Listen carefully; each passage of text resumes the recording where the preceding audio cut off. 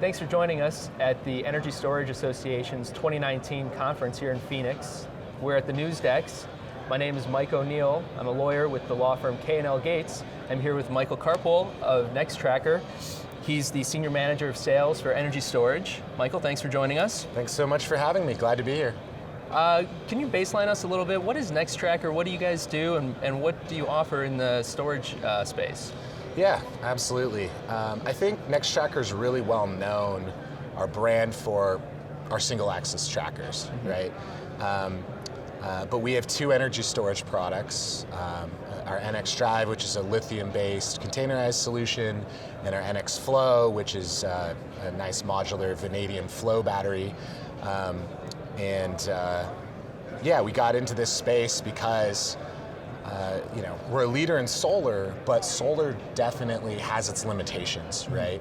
It only produces energy when the sun is shining, there's intermittency issues, and we believe in a world with 100% renewable energy someday, and even at penetration levels that aren't reaching 100%, those intermittency issues and time of day issues become a huge issue. And so it's storage is just such a natural complement to solar in being able to firm up that intermittency and be able to shift it to the time when you need it. Mm-hmm. And digging in a little bit on those storage offerings, what's the typical use case for an NX Drive, the lithium ion option for you?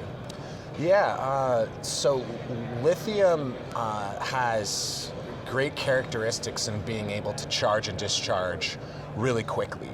So that's a pretty open-ended question in the sense that there's a lot of different architectures and designs. The NX Drive is a very flexible platform that allows you to really hit a multitude of power all the way to energy applications. And so, on the NX Drive side, we certainly service everything from energy shifting and a lot of the DC coupling type aspects, but also a lot of power applications like frequency regulation and firming and things like that. Mm-hmm. And then on the flip side, where do you see customers looking at the flow technology? Yeah, so NX Flow is great because it doesn't degrade. Mm-hmm. And so, if we take a step back and we look at the full marketplace, there's different factors. There's both push factors and then there's also pull factors that are driving the storage market as we see it today. Mm-hmm. And from the push side, lithium, we all have phones in our pockets that have a lithium battery. Everyone has computers, or they either own an EV, an electric vehicle, or they know someone who does. And so there's a lot of market acceptance as well as manufacturing scale that's driven down the cost of lithium to really make it attractive in this marketplace. Plus there's a lot of the quick charge discharge advantages that I had mentioned from the technology. But there's also pull factors, so there's incentives and structures out there that have produced different value streams that drive the adoption of of storage. Mm-hmm. And so the different revenue streams, that pull factor are really driving the technology choice as well. What we're gonna see over time is as we have deeper penetrations of renewables, we're gonna see a greater need from just power applications, which are really common today, to energy shifting applications. Mm-hmm. And we really believe the NX Flow is great for long duration and sort of peaker plant energy shifting. Mm-hmm. Because it doesn't degrade. So you can cycle it daily, you can do full 100% depth of discharge, and that really allows you to do things that maybe other technologies might suffer some of those degradation issues. Mm-hmm. Well, and that kind of anticipates my next question. You guys have made some strategic investments with a forward-looking approach. Where do you see the market going in the next 3 to 5 years? It sounds like you're looking at peak shifting. Are there other push factors that you're considering that the market is going to take over? Yeah, absolutely. I mean, right now, we love where the market's at today with both solar and storage. It feels large especially on the solar side because of how many gigawatts are being deployed than say 5, 10, 15 years ago. But in the scheme of things, the amount of energy, the amount of clean energy on the grid is still relatively small. We've seen regulatory pushes like SB 100, for example, in California that is committing California to 100% renewables. A lot of cities, states, countries, and even corporations are signing up for these types of pledges. And so that kind of driver, inevitably, as we hit 30, 50, 80, 100% renewables, is going to cause a huge shift in the value streams that are needed. And so NEXTracker's vision of having a fully integrated solar power plant that's got firm energy that can be shifted over a long duration is something that's not immediately in front of us, but is like a super clear path runway that we're all approaching as an industry. Sure. And how important is it that NEXTracker can integrate the solar and its tracking solution plus storage? Is it important? Do you find benefits for having all of this equipment part of the same ecosystem, producing the same type of data that can talk to each other, for instance? Yeah, I like the word you used, ecosystem. I think the whole market's maturing right now, and we're at a really exciting place. But with that maturing process, there can be a lot of integration pain.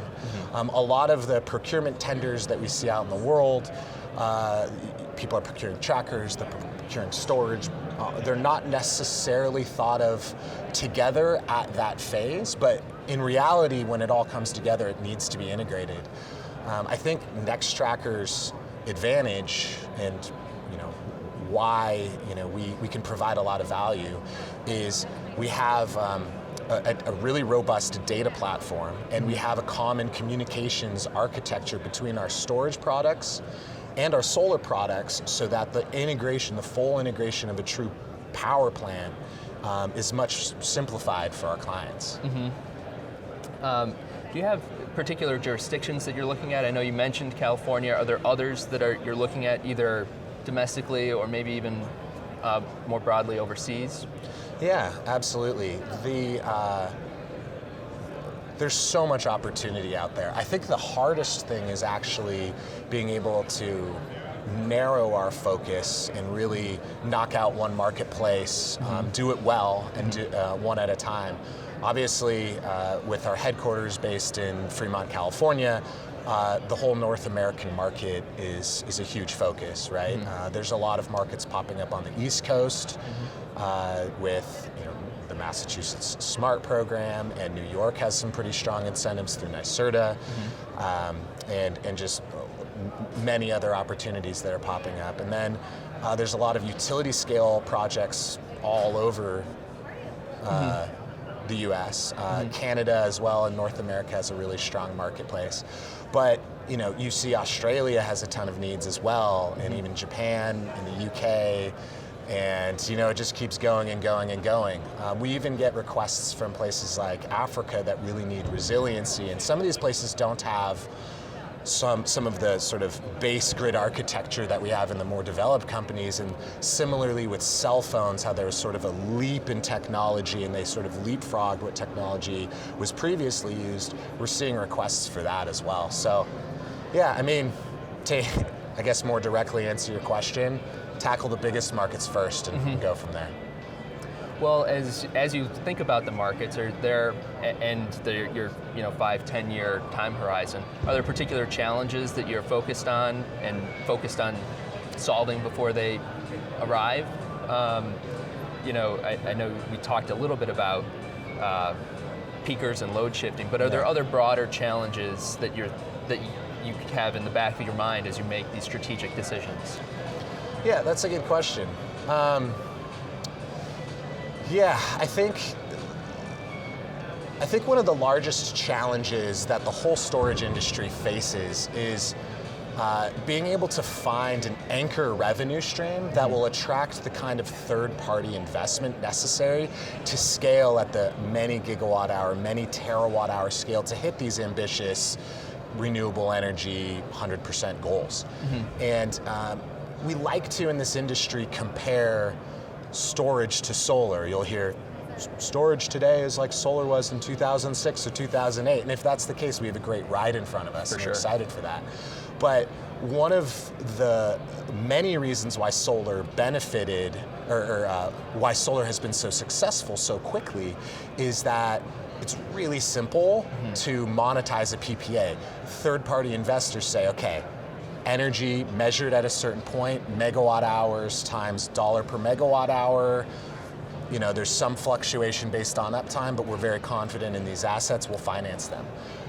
Sounds like a piece of cake. When you start getting into storage, one of its great advantages are the dozen plus applications that you can use to monetize it. But the theory behind that and the practical anchor revenue necessary to stabilize the revenue and attract third-party investors is harder to do. We have a lot of merchant revenue streams like day-ahead markets or demand response programs that may be only 1 or 2 years long, or even frequency regulation markets that are really robust today but get really fuzzy when you try to project 5-10 years out. Combining all of those challenges and being able to successfully value stack and have a revenue stream that investors can count on is probably the biggest challenge this whole industry faces, besides some of the technology challenges. Sure, and using proven tech like the solar modules and the lithium-ion and even vanadium flow batteries de-risk some of the technology. But I think I can take your point that we're looking for a standardized type of contract, a standardized type of understanding across the industry that will allow projects to become more easily bankable. Absolutely. Yeah, it's both the contract side, and there's a lot of really smart financiers out there that are working on these things, but it's also sort of the regulatory side and ensuring that utilities and other regulatory agencies are aligned and incentivized to create more of an anchor, predictable type of revenue stream. Well, and the Federal Energy Regulatory Commission has taken a lot of steps towards standardizing or trying to standardize storage's use across the wholesale markets. We've seen some movement towards that in the retail markets, but I think you're right that we're going to see an evolving picture for the next several several years. And again, from a technology perspective, that's why storage is so great, because you can have a storage project to do applications A and B in early years, and then as things shift, maybe you add in another layer later on, or you replace it. And so from a technology perspective, that flexibility is amazing.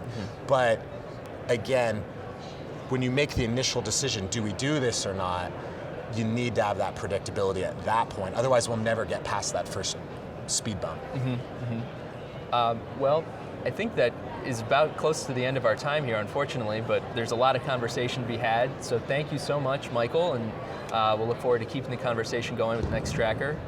And thank you very much to ESA from the news desk here in Phoenix. Thanks a lot, Mike. Thank you.